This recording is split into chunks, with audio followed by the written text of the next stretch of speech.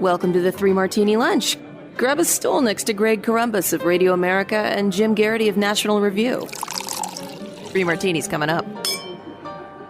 So glad you're with us for the Monday, the Labor Day edition of the Three Martini Lunch. Jim, the labor movement, certainly not one of my favorite things, but I do like Labor Day just due to the fact that there's nothing you're expected to do on Labor Day. You just get the day off. Also, don't buy the hype that the unions brought you the weekend. It's pretty much Henry Ford brought you the weekend, but, we're not getting into that today. But we are going to be talking about unpopular opinions on this special edition of the Three Martini Lunch. Opinions that 3 for Jim, 3 for me, that we have that might be a little bit surprising to our normal audience. No, we're not going to, suddenly endorse Zohran Mamdani or anything like that, but we are going to have thoughts on different ideas that might be a little bit surprised if you're normally on the right. Well, I just want to point out that, yes, we are real critics of the labor movement, but not enough to work. We got to draw a line somewhere. Second of all, for everyone who says, wait, this is a special edition focusing on unpopular opinions. How is that different from every other weekday with you guys? But no, I'm ready. No, I'm going to point out, I feel like I enjoyed Labor Day more when the NFL season started closer to it. They now got into that second week of September, and and the other one is growing up for me. Like the Tuesday after Labor Day was most often the first day of school. Here in Virginia, my kids are going back mid-August. They've been at school for a while now, so I feel like that takes away. Labor Day used to be the end of summer, your last little get together with your friends before you had to go back to school, and now it just kind of feels like everybody's been back to school already. It's no big deal. All right. Well, I certainly don't encourage anyone to call in sick if you're not actually sick for that first day of school, but you do need a good phone system, especially if your business relies on it. And if you're running a business, you know that every time you miss a call, you're leaving money on the table. And when every customer conversation matters, you need a phone system that keeps up and helps you stay connected. And that's why you need Open Phone. Open Phone is the #1 business phone system that streamlines and scales your customer communications. It works through an app on your phone or computer, so you no longer have to carry around 2 phones or use a landline. With Open Phone, your team can share one number and collaborate on customer calls and texts like a shared inbox. That way, any teammate can pick up right where the last person left off, keeping your response times faster than ever. Open Phone is now offering Three Martini Lunch listeners 20% off your first 6 months at openphone.com/3ml. That's openphone.com/3ml. And if you have existing numbers with another service, Open Phone will port them over at no extra charge. Open Phone, no missed calls, no missed customers. All right, Jim, I'm sure everybody's waiting on pins and needles now. What is your first unpopular opinion you want to share today? Okay, so I got a little philosophical for some of these, but I was kind of looking around, as I look around at society, what do I see that's wrong, and how would I want to fix it? I believe that human beings have an almost innate desire to rebel against authority. I think we hate being told what to do. And I think in particular, America, founded the way we are, the fact that we're a country of immigrants who are all basically like, I'm sick of the way things are in my old country. I don't like that stuff. Don't like your religious wars. Don't like your aristocracy. I am here in America. I want to go to a country where there's few rules as possible. So there are a bunch of different definitions of conservatism, but a pretty common one is ordered liberty, right? The idea that we want to be free, but we also need social order. And as a result of that, society needs a trusted authority who, reflecting the will of the people, establishes our sense of right and wrong. What are the laws going to be? What do we try to teach to our next generation? And usually you have the church or other religious institutions, you have the government at various levels, and you have the schools.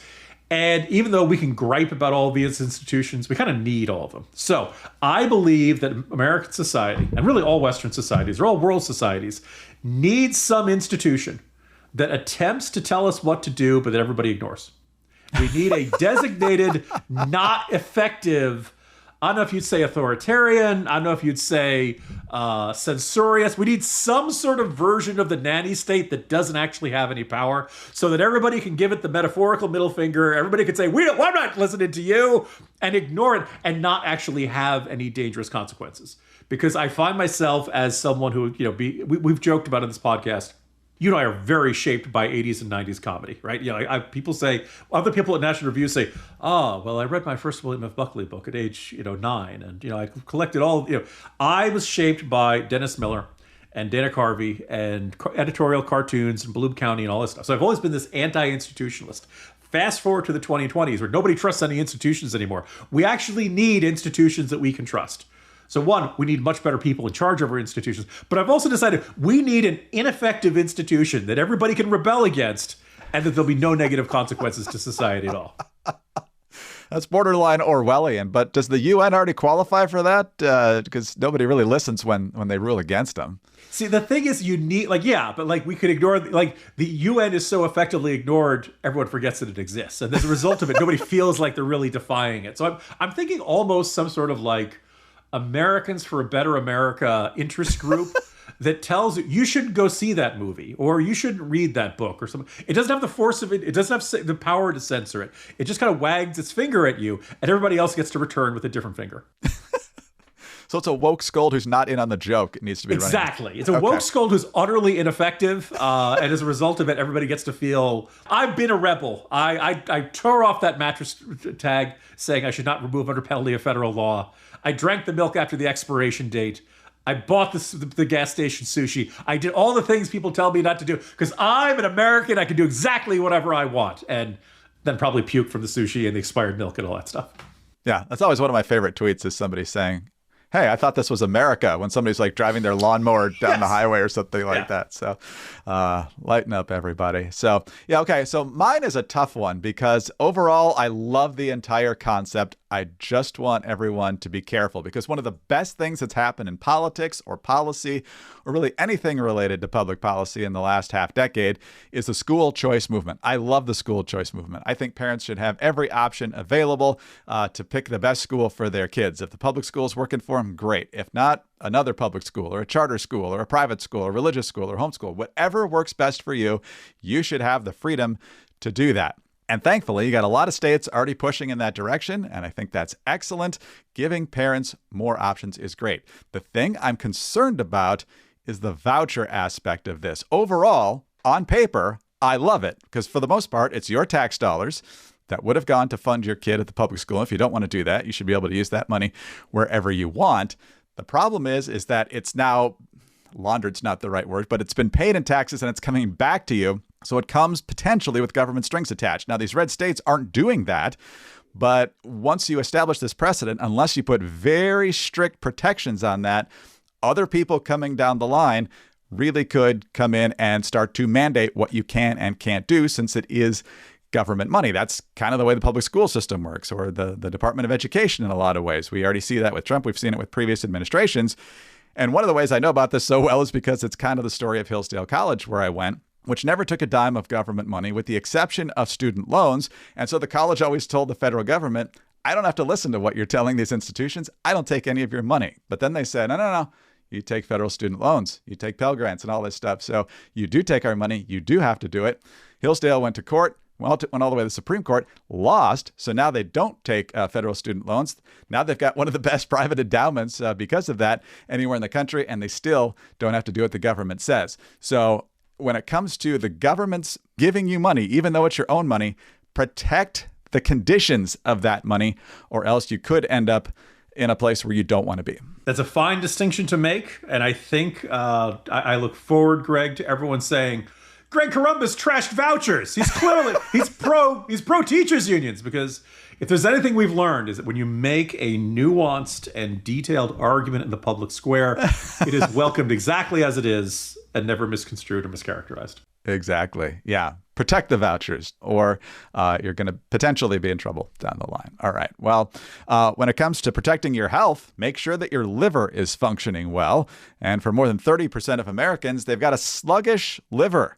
Got a response from one guy saying, sluggish liver, that's one of my favorite bands. A problem that often goes undetected until the very last minute. But Dose is on a mission to educate us all on why it's so important to maintain your liver health.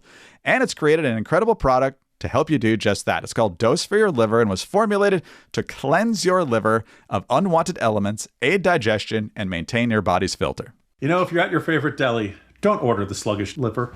So your liver matters. You might need a dose because the liver produces and regulates your cholesterol, stores vitamins and minerals, and impacts your digestive and metabolic health, amongst many other important tasks it needs to do. The science-backed formula from Dose promotes liver function. It can aid your digestion, it eases your bloating, and it can even boost your energy levels. Support your health with Dose Daily. Save 25% on your first month when you subscribe at dosedaily.co/3ml or enter the code 3ml at checkout. Please note the 25% discount applies only to subscription orders and not one-time purchases. Cancel anytime, no hassle. That's dosedaily.co/3ml to get 25% off your first monthly subscription with the code 3ml. All right, time for round 2 of our unpopular opinions. Jim, what do you got? Okay, I'm putting on a suit of armor for this one because I know I'm gonna sound extremely crazy when I first describe it, and hopefully as I go through it, it'll make more sense. American society should have some elements of campus life that would be advantageous to bring into adult life. Now, cue the flaming arrows and rotten fruit and all that stuff being thrown away. The part of it, so recently, as I've mentioned in this house, the elder Garrity offspring went off to college, and we waited eagerly to see how it was going. My son described something that was actually kind of familiar to me about particularly the freshman year, sophomore year, if you're living in the dorms. He had a question about something he'd had in one of his first days of classes. He remembered somebody on his floor was taking the same class, walked 3 doors down, knocked on the door, said, "Hey, do you have any trouble with this assignment?" They worked it out together. Things went great, right? Also, I should point out, I met my wife the second day of college freshman year. We were in an acting class together. I know it's going to shock people that I actually had some acting instincts and some performing arts interests there. My wife is simply doing this as filling a requirement. But I was, from day one, Greg, she was super hot, and I just absolutely had to talk to her. So I went over to knock on her door to say, "Hey, how are you doing with this drama class assignment or something?" Here we are, many, many years later with 2 kids, and life is great. So it was dawning on me that, one of the great things about dorm life is that people are around, right? You could easily access to them. Maybe they're out every now and then, but you know where they live. You're not too worried about stalkers or anything. And you have this idea, which people pointed out on Friends, the sitcom. Everybody was always around because they lived across from each other, right? So they're always hanging around in each other's apartments. American society, you talk about people getting lonelier, people getting isolated, people have fewer friends, people are starting relationships later, having kids later. We need to be around each other. So I know there are various organizations in America that kind of do this. I think I want to see a movement to create a student association for adults. I want to do something that's going to organize field trips, who's going to organize events, who's going to say, "Hey, we're doing stuff down on the quad." There's an interesting level of sociability in colleges that this is kind of the last chapter of your life in which you are spend most of your time around people who are the same age. After you go off into the working world, some of your coworkers may be around the same age, but often you're working with people who are much older, sometimes a generation, sometimes 2 generations older, right? So you kind of lose that sense of being around your peers. We need a student association for communities to say, "Hey, we've got this event going on. Everybody come down." It could be your county fair. I want somebody to do the work of organizing events, because if you've ever tried to plan something with your friends, everybody's got a different idea. Nobody's available. Everybody's got a different time. So we need to this event, we're doing the field trip here this day. That's when you end up going. I actually am starting to think, Greg, the entire organization of professional sports is there so everyone knows exactly when and where they need to be at one event. That you don't, what time do you want to have dinner? Some people are 5:30, some people want to live. No, the kickoff is at 1 p.m. That's when you have to be there. And so I think we need somebody to be our designated social event organizer to help the rest of us who are, either antisocial, introverted, or otherwise just need help making friends. So we're talking, there's HOA associations that try to do no, because they just tell events? You that's just Elizabeth Warren telling you to move your mailbox, right? There are some HOAs that do that sort of thing, but I think most people, when you think of homeowners associations, what do you think of? They say, "Oh, it's somebody who's telling me they don't like the shade of paint on my house." True. Or when are you going to finally fix that hole in your house? From the tree, that kind of stuff. So. Exactly. Well, I think that's good. One of my topics I was kicking around was keeping kids off their phones as much as possible, just so they develop those skills of interacting with one another. Dorms is kind of a place where you're forced to do it, or else you're going to be really lonely. But you still have to answer the door. You still have to take the headphones off and hopefully have a normal conversation and make a lot of friends there. That's one of the best things and the biggest things you need to do in your first couple semesters on campus is get to know everybody. So great start for your son, it sounds like. And I don't know exactly how this structure would look, but I think a little more community would be good for all of us. So I do like that one. All right. This is probably my most epic old man get off my lawn of the three that I'm going to do here, Jim. I want to repeal the 17th Amendment. The one that calls for the direct election of United States senators. Ooh. Yeah, because, well, for a lot of reasons, but also it would drive the left crazy, first of all, because they don't even like the Senate as it currently exists. I'm guessing most of them don't even know that until 1913, people did not directly elect their senators. They elected their state legislators, and those state legislators elected the U.S. senators. But it also goes back to, I think, the original intent of the founders is because one chamber was supposed to reflect the overall population. If you got a lot of people in your state, you got more votes in the House of Representatives based entirely on population. And this one, the Senate, is based on states. That's why each one gets two. It's called the Connecticut Compromise. It's how we got two different chambers in our Congress. And so one thing they understood a lot back then was loyalty to state and importance of state. They considered themselves far more loyal to the states than they did to the nascent U.S. government at that point. And so the Senate was the way for the smaller states to still have a strong voice. That's also why we have the Electoral College. And so, a lot of people these days, especially on the left, especially when they're in the majority, want to turn the Senate into essentially a carbon copy of the House. They want to kill the filibuster and just have majority rules. Well, that's not the way that the Senate was set up. The Senate was set up to kill bad bills.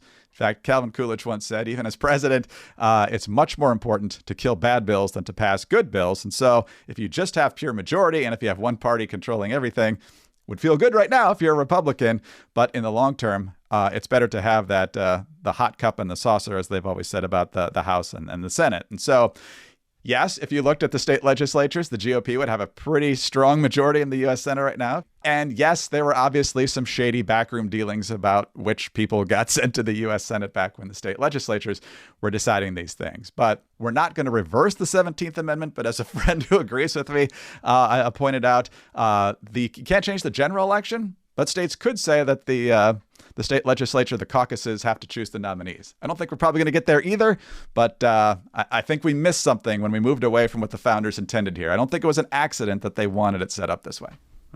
So, Greg, under your vision, are senators still 6-year terms? Yeah, that was always a 6-year term. Yep. Okay, so conceivably, you get elected governor, and in your 4-year term, even here in Virginia, where you're only limited to 1 term, you'd be appointing 2 senators for 2 6-year terms. Well, the governor doesn't do it. The state legislature does. State legislature. Okay. Well, yeah. All right. Interesting. That would make state legislative elections phenomenally important. Yes. And would the governor nominate and then the state legislature would approve, or the state legislature itself would have to come up with the... Like the state legislature, each party would come up with their candidate or candidates, yeah. Okay. Because I was about to say that would make these lower level elections phenomenally important, and all of a sudden they'd be, tons of interesting. It'd also be interesting what kind of people would get appointed there. I can think of some fruitcakes that probably would not ended up being appointed, so I can see the quality going up. I also almost envision them becoming, I don't want to say boring, but like less controversial, because they themselves would not need to campaign. And also point out like the sheer number of places where state Supreme Courts that have appointed, for a certain period of time. That seems to function okay. So why would we say that, it's okay for a state Supreme Court, which is a pretty darn powerful position, and not for a U.S. Senator position? You'd be swimming uphill, but I am intrigued by that idea, Greg.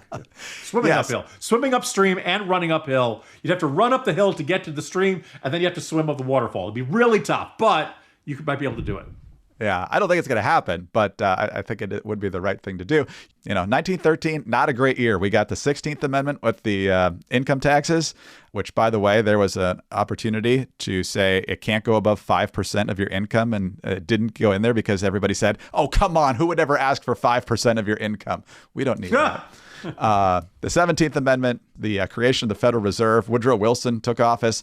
not a good year, 1913, when it comes to politics. So anyway, all right, get off my lawn and let's talk about Caldera Labs, because guys, wouldn't you like to look a little bit younger and maybe convince people that you weren't around to vote for that in 1913? Well, maybe get a few more compliments about your skin, or just feel more confident when you look in the mirror. That's exactly what Caldera Lab is here for. Their high-performance skincare is designed specifically for men, simple, effective, and backed by science. This is an award-winning serum packed with 27 active botanicals and 3.4 million antioxidant units per drop. They're really tiny. That's how they fit them all into each drop. And they protect your skin from environmental stressors. The eye serum helps reduce the appearance of tired eyes, dark circles, and puffiness with a breakthrough peptide complex and adaptogens that support skin resilience. It will help you look well rested. The base layer is a nutrient-rich moisturizer infused with plant stem cells and snow mushroom extract, which are known for their deep hydration and skin rejuvenating properties. It absorbs fast, leaving a non-greasy, matte finish. And in a consumer study, 100% of men said their skin looked smoother and healthier. 97% noticed improved hydration and texture. Nearly 94% reported a more youthful appearance. Hard to argue with those stats. Upgrade your skincare with Caldera Lab. Easy, effective, and made for men. Skip the drugstore and try it for yourself. Visit calderalab.com/3ml and use the code 3ml for 20% off your first order. Again, that's calderalab.com/3ml with the code 3ml for 20% off. All right, Jim, on to your third and final unpopular opinion. All right, so I focused kind of on American society so far. Now I'm turning my attention overseas into foreign policy. By the way, Greg, if you ask listeners to this podcast, what shows and movies do Greg and Jim talk about the most? Obviously, Die Hard would be number one. Sure. 24, mentioned pretty later. I feel like Clear and Present Danger gets mentioned with much more surprising frequency, much more than you would expect, right? Yes. So, and one of the lines from that is from the Donald Moffat, who's playing an unnamed president, but he has jelly beans on his desk, so we can guess the implication there. A course of action I'd suggest is a course of action I can't suggest, right? And this is when he sends basically a covert operation team into, is it Colombia? Is it I believe somewhere so. Basically.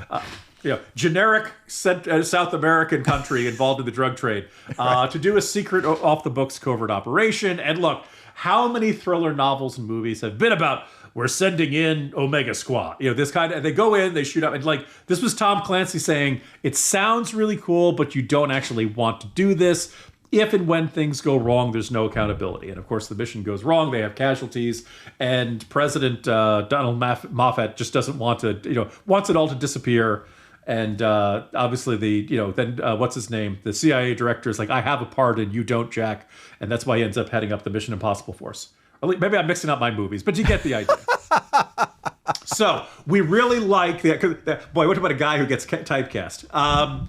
So my head gets it, the dangers of having some sort of secret off-the-book covert operation team.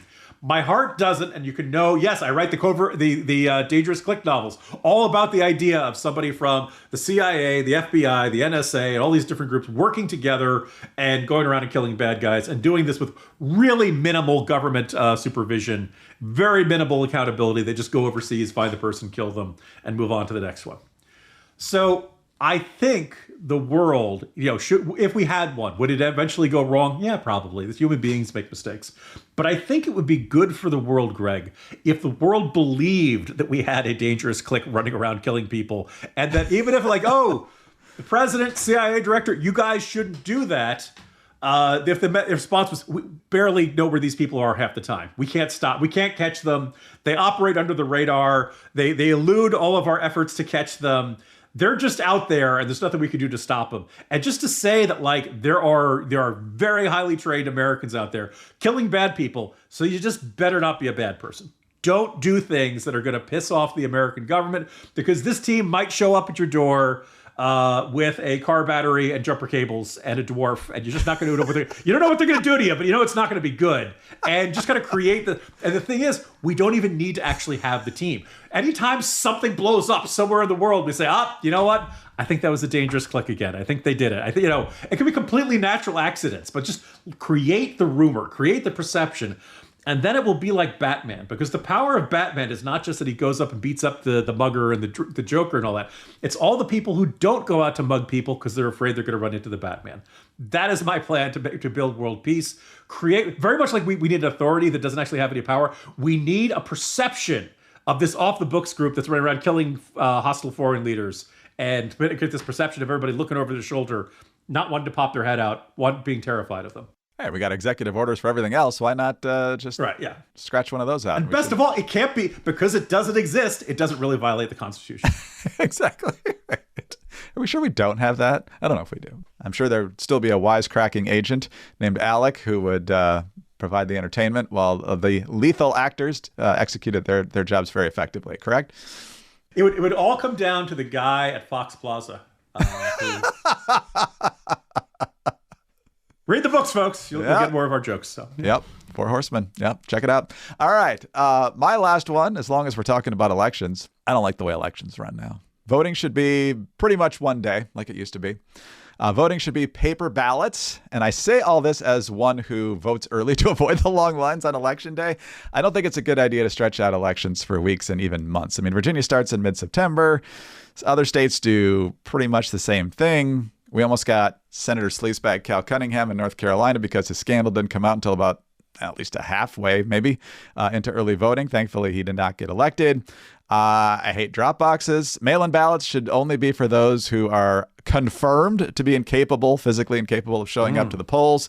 You really should have to show up. Now, I'm willing to trade a little bit of early voting in order to facilitate the people who need help. And obviously, people who struggle physically can't stand in line for hours and hours on end. But you would really have to rein in mail ballots in order to get maybe a week. I'll make that concession. Death to ranked choice voting. I hate ranked choice voting with a passion because it's used to be one man, one vote. Not, well, if my guy doesn't get it, I want that one. And if that one doesn't get it, I want that one. Your fourth choice shouldn't decide who wins an election for anything. And so pick a good candidate. Whoever gets the most votes wins. And if they have maybe the runoff like we see in Georgia and some other places where you got to get to 50% and redo the election, well, that's a different story. But this whole thing of, people's whatever choice, fifth, sixth choice deciding elections is ridiculous. And then when it comes to the paper ballots, I might allow the optical scanner, but I really would like just kind of a hand count, which would take forever and would then raise questions about the results. So the compromise I would make there is you do the optical scanner, but then once those results are in, you do have to go ballot by ballot to confirm that the optical scanner got it right. I think a lot of that is reasonable, Greg. And I think the first thing that comes out is, what if we said, let's have election week, right? From the Tuesday before traditional election day to afterwards. And you could say, have the rules where employers are required to give people flex time, keep the, early voting locations open for the number of hours. So you can do it before work, do it after work, have it open on a weekend so people can vote on a Saturday or Sunday. Make that, but 1 week, none of this starting out in September, like they do in Minnesota. And I believe now in Virginia, which seems absolutely absurd. The other one about ranked choice, there are times occasionally in a Republican primary, there'll be more than one candidate we like, and I kind of wish I could vote for that guy too, but that's pretty darn rare. Very often it's wow, most of these options are terrible, and this guy's okay, right? The least bad, yeah. Yeah, so the idea, also, I believe the first time I was really aware of ranked choice was where, was that House election up in Alaska. Sarah Palin ran. Sarah Palin won the first round and did not win. The person who came in second. And that was coincidentally, it helped the Democrats. And that's one of the reasons that probably lots of people were skeptical of. I just feel like after a while, ranked choice starts to turn into algebra. Okay, so if this person has this many, you have more, but here's the other thing. Ranked choice, how about we have 2? 3 if you really want to go the Olympics route, right? This is, you give a gold medal to this one, silver to this one, bronze. But if you're not in somebody's top 3, that doesn't really count for it. Even if there's 17 candidates, if you're going to your 4th candidate, the other thing is that maybe in a presidential primary, you feel like you know enough about these candidates. Senate races, congressional races, local races, you probably don't hear that much about all. But also, could you imagine a scenario where I really feel strongly this person should be 8th, and this person should be 9th. Right. Not they're way better than that guy at 10. They're bad. They're all bad. All right. So those are unpopular opinions. Let us know what you think of them. Let us know your own unpopular opinions, because that's always fun, too. So, Jim, enjoy the rest of your Labor Day. I'll see you tomorrow with our usual format. See you tomorrow, Greg. Jim Garrity, National Review. I'm Greg Corombos of Radio America. Thanks so much for being with us today. Please be sure to subscribe to the 3 Martini Lunch podcast if you don't already, and tell your friends about us as well. Thanks also for your 5-star ratings and your kind reviews. Please keep those coming. Get us on your home devices. All you have to say is play 3 Martini Lunch podcast. Follow us both on X. He's at Jim Garrity. I'm at Greg Corombos. Have a terrific Monday, and join us again Tuesday for the next 3 Martini Lunch.